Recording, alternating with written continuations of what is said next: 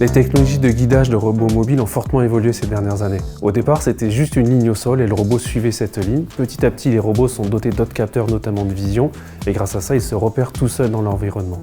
Les robots sont même capables de communiquer entre eux, d'échanger et ainsi de former des flottes cohérentes qui se déplacent et servent les opérateurs dans les usines.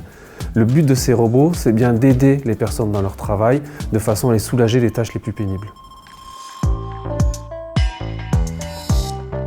Les robots mobiles sont utiles pour porter des charges lourdes et éviter ainsi la pénibilité au travail, les troubles musculo-squelettiques et les blessures. Ils permettent aux personnes de se consacrer à leurs tâches à valeur ajoutée, laissant les actions fastidieuses et physiques aux robots. Dans ce sens, ce sont des outils qui permettent d'être plus productifs. Ils réalisent aussi des missions dans des situations ou des endroits où ce serait dangereux pour un homme. Grâce à l'intelligence artificielle, les robots mobiles sont très simples à mettre en œuvre. Dans la plupart des cas, il suffit de les déplacer dans leur environnement, comme on le fait avec un nouvel employé.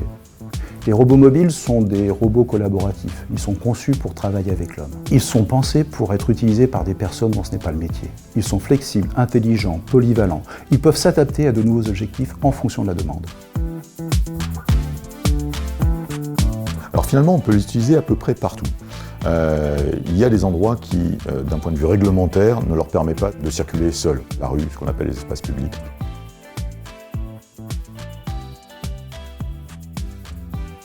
Tout ce qui est intérieur leur permet de fonctionner et de s'exécuter librement, même au milieu des gens. Et tout ce qui est zone extérieure privative leur permet de le faire. C'est la raison pour laquelle on les trouve dans des magasins. Et dans ces magasins, ils vont être utilisés soit pour ramener des invendus dans des rayons, soit comme caddie intelligent, et ils vont circuler au milieu des clients tout à fait normalement. On va les trouver aussi en industrie ou dans les entrepôts, et là ils vont servir à collecter des colis, collecter des pièces, les amener d'un point à un autre, optimiser la production de manière générale. Dans la rue, ils vont pouvoir circuler accompagnés de quelqu'un sous forme de chariot autonome qui va faire soit une boîte à outils, soit porter les colis, les pièces lourdes. On va les trouver aussi assez souvent dans des environnements hospitaliers. Donc là, ils vont réduire les risques, essentiellement soit des risques en amenant des kits chirurgicaux directement dans les zones d'opération, soit en faisant transiter des contenus infectieux pour les ramener dans des zones sécurisées. Et ils vont surtout éviter au personnel de perdre du temps et de faire des dizaines de kilomètres par jour au niveau des hôpitaux.